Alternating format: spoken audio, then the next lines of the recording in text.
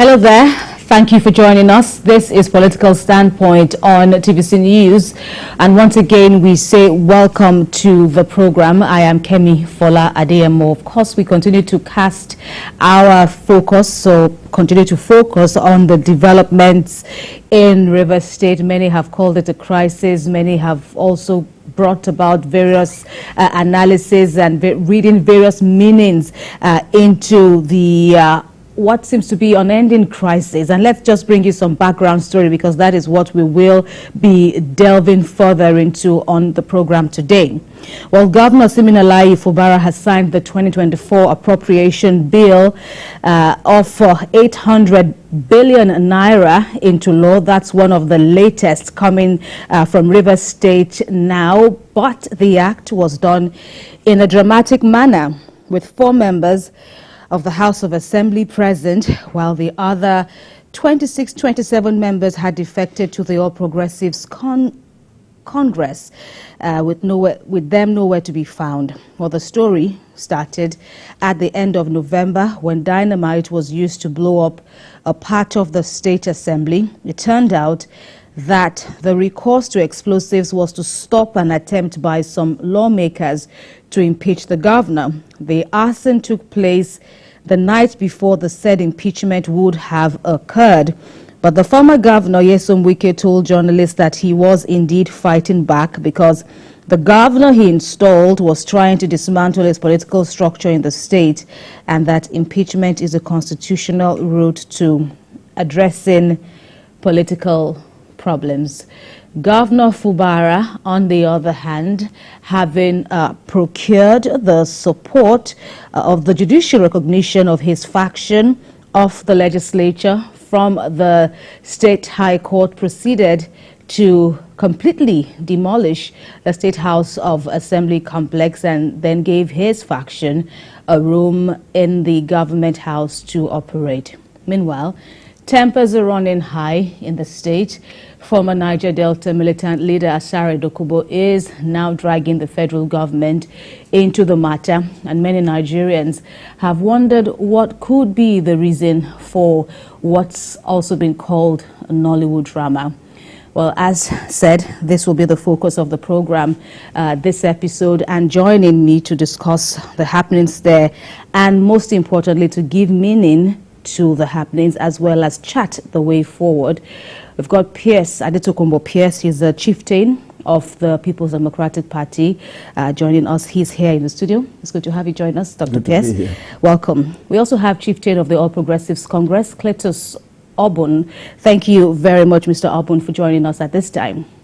He's joining in from Calabar, Cross River State. You're welcome. All right, we'll try, of course, we will bring in Mr. Obun and try to bring him as soon as possible. In the meantime, Adetokunbo Pierce is here, and let's just have your opening remarks to what has been occurring in Rivers State. What are your thoughts? You've been a player, for so long, and there are legal implications, there are political implications, and there are, of course, socio-economic implications. But what for you stands out? It's very unfortunate what's going on in Rivers State, or the very terminology that you used, which is what former Governor Wike himself used, that the governor he installed is rebelling against him and he wants to take over a structure. It just shows you the problem with our politics. How can somebody say he installed a governor? He did not install anybody. He was governor, and he supported the candidacy of Fubara, and the people voted for Fubara, and Fubara won the election. That is the process. You don't install anybody. The governorship does not belong to you. It is not your inheritance, and that's where the problem is. That's the origin of the problem.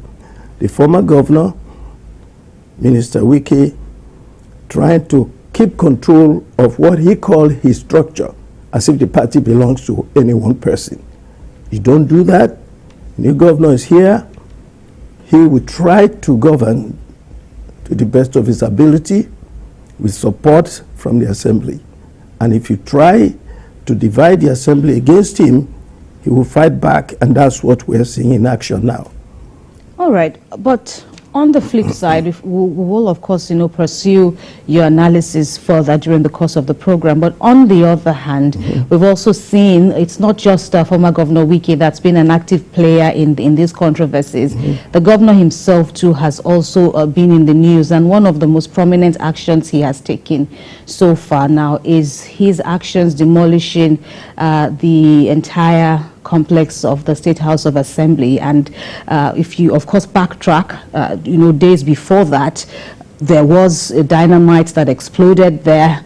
A sizable chunk, the majority of the House accused him of having a hand in it, because the next day was to record a proceedings to, so to speak, to kickstart his impeachment process. And then, of course, he's been indicted, so to speak, or accused of having a hand, and then he goes on to demolish that structure. What do you make of that, the actions of the governor? I will be as truthful as possible. I've heard all sorts of leaders from Rivers State saying the governor is right, the governor is wrong. I think what we're seeing in action is the aggressiveness of politics. And the foundation of the problem is where I'd like to go to. What created this crisis? We may say the governor is overreacting. We are not sure that it is the governor and his people who put dynamite in the building. We don't know that. What we know for a fact is that the building has been compromised structurally. The destruction to the building through the fire incident, the dynamite incident, has compromised the structure of the building. Therefore, the governor Fubara has a legitimate excuse for demolishing the building. But we have to put it in the context of the dynamics of politics. What Fubara is doing is fight fire with fire. That's what he's doing. Believes that his survival as governor is at stake, and he's going to do whatever he needs to do. Therefore, we have to keep going back to where the origin of this problem is. Who triggered this confusion? That's where the problem is. All right. Dr. Pierce, we understand that your co-analyst is live for us now. Clevis Obun, chieftain of the All Progressives Congress, joining in from Cross River State, the state capital, that is capital city of Calabar. Thank you for joining us. I don't know if you've been following the conversation so far and the positions that Dr. Pierce has made so far. But first off, now, as we welcome you to the program, what's your take on the happenings in River State? Well, I have been in the forest of the Boki Nation near the Budu Cattle Ranch, not in Calabar, but still in Cross River State in the boundaries of Cameroon. But that is, by the way. Thank you. No, but thank you for the clarification. Thanks for the clarification. Yes. Yes. So straight to the issues. As I speak to you, I find it very difficult to see that within the space of less than half a year, the kind of intense politicking that has become violent will emanate from no other place than Rivers State. Of course, Rivers politics, naturally or in the Niger Delta, has been quite a contentious one. But on this matter, I think what the governor and his co-travelers are engaged in is the politics of survival. They are about to survive. But to start surviving within 6 months, the journey is still too long, too early in the day to start this type of battles. But in any case, a little fight of this nature will not kill a stunted kid, especially when it is his own first baptism of politics. Essentially, I am not going to take sides with any of the two combatants. It is a pity for us in the Niger Delta as a people, and for Rivers State, which is so central to us economically, and of course, so volatile, and the divergence of multi-ethnic nationalities within that place, between the Calabaris, through the Jaws, down to the Ogolese, and the Andonis, and then you have the the main area where you have the people where you have Wike and his brother Amechi coming from. The whole of those areas, all that also means that there must be a synergy of interests. As long as that does not exist, suspicion, mutual suspicion is bound to exist, and this is where we are having it wrong. Now people are trying to ethnicize and color it with about the fact that the judge must rule, the upland people have taken, the riverine people must take, PDP must be there, APC must be here. Governance is suffering in the process.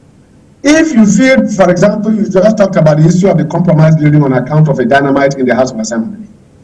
If you can react so fast in bringing down the House of Assembly, what happens to the roads? Why is that when roads break down, there's no such quick intervention? Why is it the House of Assembly? Because they will make laws for you to pass an appropriation bill, which can happen anywhere. Anywhere that the maize is seated and members are seated is the House of Assembly. It's like the palace of a king and a chief. Wherever the House of Assembly so decides, indeed, there is no constitutional provision for where a House of Assembly should sit. I remember in '99, when I started off in Cross River State, we had to do renovation work because for over 2 decades, there was no democracy. And so when democracy came, the place that was housing the House of Assembly was so bad that all of us agreed.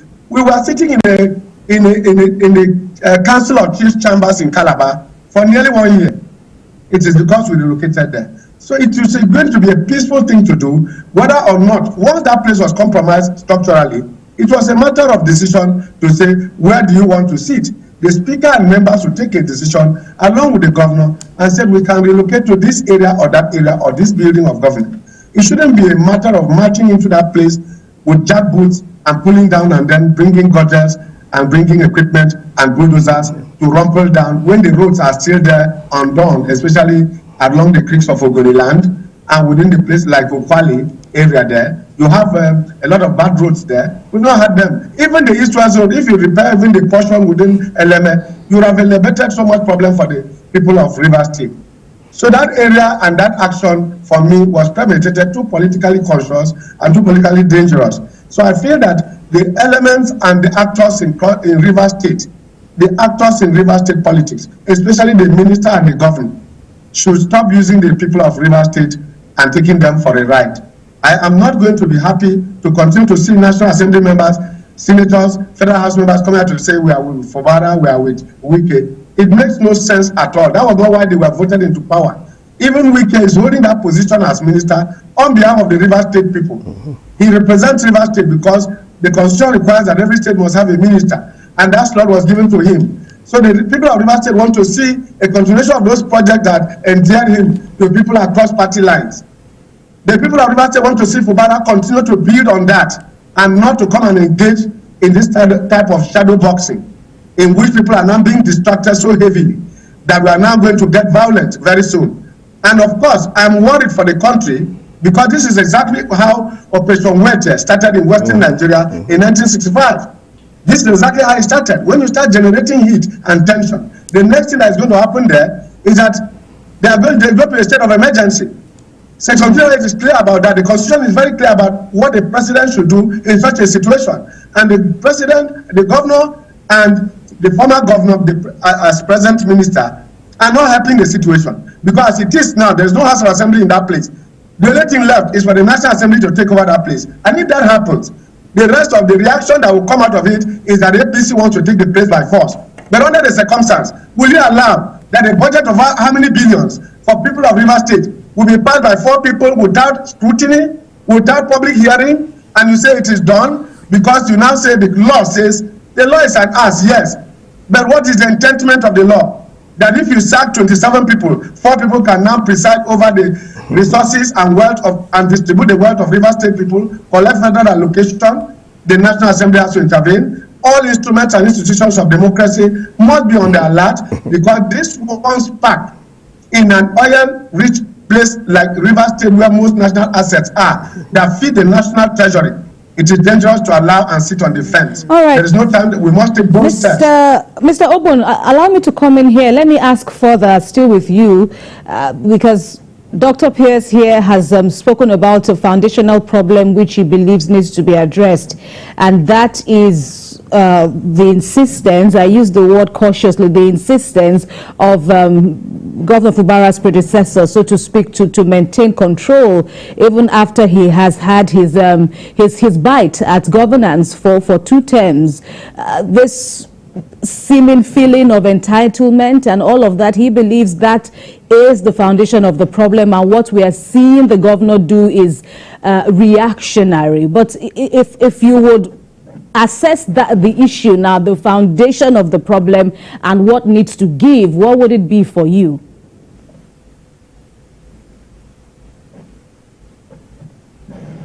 Two things will immediately come to the we are not seeing this for the first time. It's not the first time we are seeing this. In Lagos State, I remember clearly, they came in Lagos. There was a near problem of this nature between him and his predecessor, then Asiwaju, president of Nigeria. I remember clearly because I participated in most of the discussions in Lagos about that altercation of, I will hold the political structures, I will keep the economy, I will hold the political structure because you are a bureaucrat and a technocrat, being a professional lawyer. I will take care of the people through the economy, and then you take care of governance. That was the initial agreement. Midway into the term, other members of the cabinet and those close to Fashola started telling him that he cannot sit as the lead dog and allow his predecessor conclude the policy of Lagos. Of course, there was a middle point.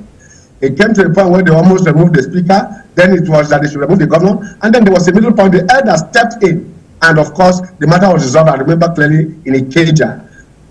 But in this situation, and the president is presently positioned to bring his experience to bear.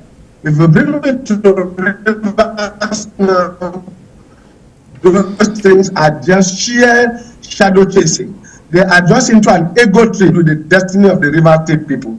Both of them are playing politics. They ask for votes to develop and bring the welfare of the people, extend that their pride and arrogance and their insistence on what they want and what should be is what they voted them for. They voted them to come and give them the dividends of democracy, the proverbial and elusive dividends of democracy.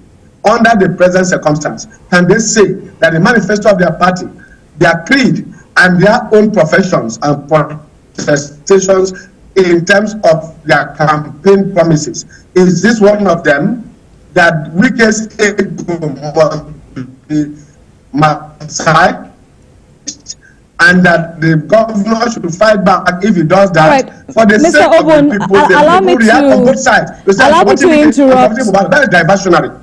How does that add to it? So, okay, Mr. Obun, apologies for the interruption. Hello? We will try to reconnect with you. I don't know what's messing up with the audio from your end, but we'll try to reconnect. In the meantime, with all you've said so far, I want Dr. Pierce here to respond to them. And he has said a host of things, one of which is the possible intervention, so to speak, of the National Assembly if things continue the way it is and nobody, reaches a consensus, so to speak. Because in addition to what Mr. Obun has said, the demolished structure happens to be a crime scene. At least that is one of the angles that speak out loudly to me. It's a crime scene, and you destroying it because it was suspected arson. So you going on to destroy it on account of the seeming, structural defects and all of that.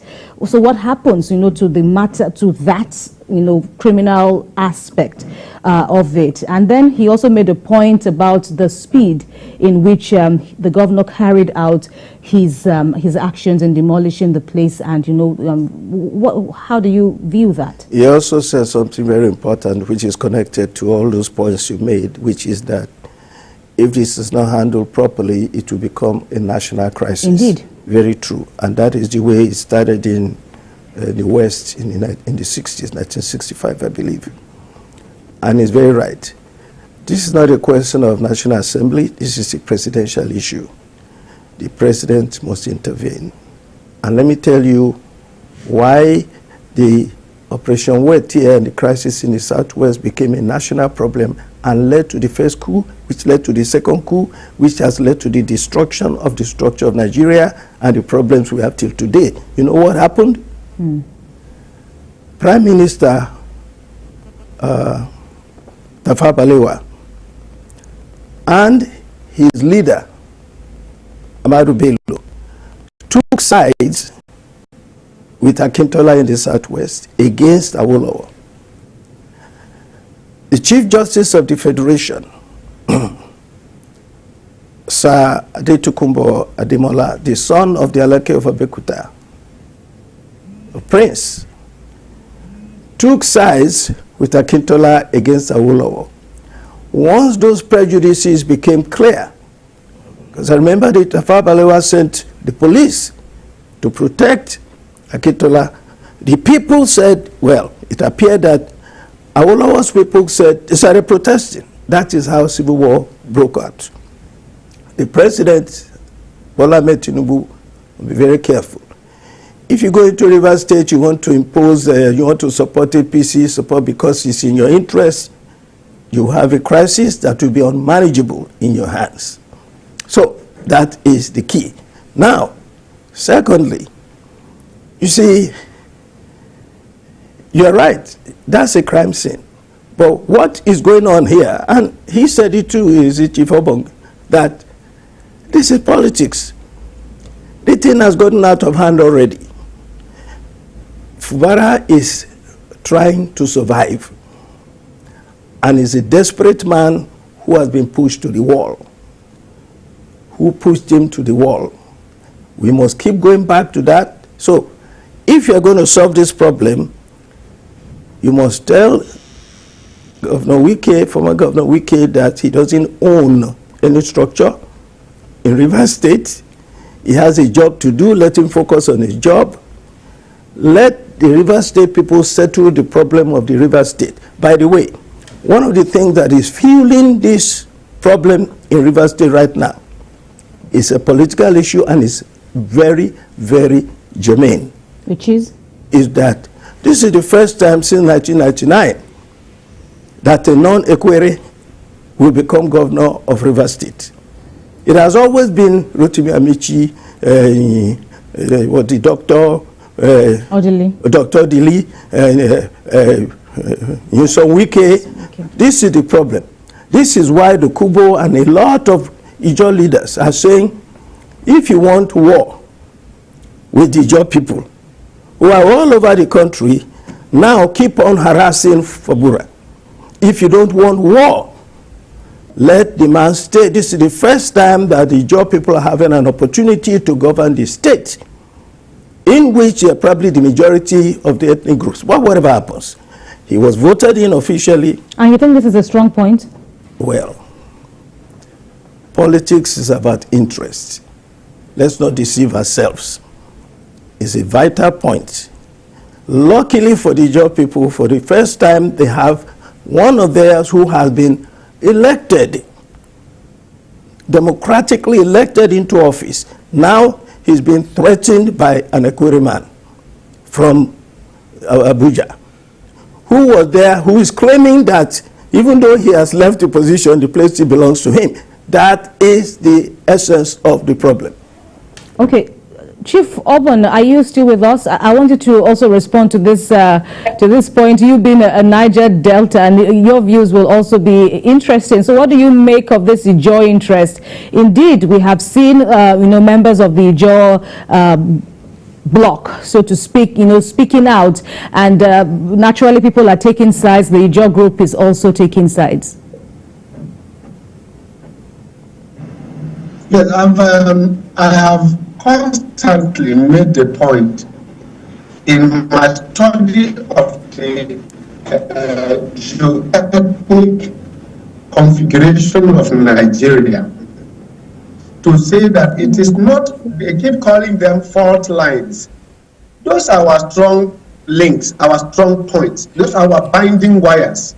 Our ethnic nationalities are, indeed, they become our strength. What is the reason? The diversity and the will to stay together through a civil war like America and several other nations And the balkanizations and all that has come to bear in Nigeria today, the Ijaws are rightly feeling that it is our turn. And they are saying so. The reason for which the man is being troubled does not appear to have any strong feeling and connection with the people. Because in other things, especially if you go to the background of the fact of what you have just said about the Queries, they are not the majority in Rivers State. The Ogonis are there, the Ijaws are there, they bear the brunt of oil production, for which the Obla people are the biggest beneficiaries. This has brought a lot of friction, and I imagine that by the time the Ijaw nationality comes out to say, if it happens to us, you the Ogonis, the next time you get it to also happen to you, they begin to whip out those sentiments. And that is why I say it is going to snowball into a national conflagration. And to stop it, and the reason being that why it will be easily so is that will disturb Nigeria's oil wealth. And if that happens, as we are today, we are still too fragile to depend on other sources of income to the national coffers. Therefore, it is important for us to handle this matter with the urgency and seriousness it deserves, so that the Ijaws have now usurped and are now dominating ethnic groups of the Igbos, the Yorubas, and the Hausa Fulani have been dominating you. So you leave one major tyrant to come to another pocket tyrant at home. To replace one tyrant with another tyrant is something that we in the Niger Delta, especially the minority tribes, take our history, where you have the Calabar Goja Rivers movement, where we were demanding for our own provinces and regions against the Igbos. This was one of the reasons. We felt dominated, we felt cheated, we felt suppressed, we felt oppressed. And the Ijaws are in Rivers State today are making the same point. Now, while that may be weak in a federation of this nature and in a democracy, in our own peculiar democracy, that is a strong point. It's a very strong point. In other circumstances, you must say no. This is again what we must have to go against, the linguistic uniform. When an American discriminates against a black man, they call it racism.